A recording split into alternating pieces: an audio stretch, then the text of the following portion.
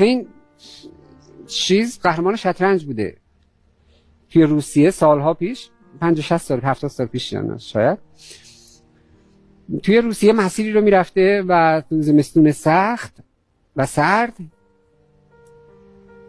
قطار خراب میشه و اینا تو ایستگاه میمونن و تا درست بکنن قطار رو شب تو ایستگاه میمونن و میره تو کافه با یک پیرمردی در اون کافه شطرنج بازی میکنه.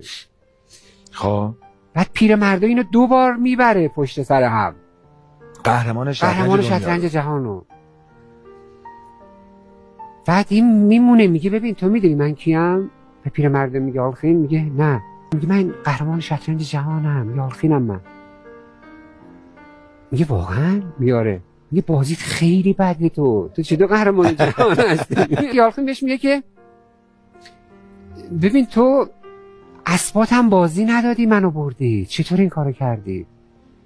میگه بلد نیستم از اسبام خوب استفاده کنم، برای همین دست بهشون نمیزنم.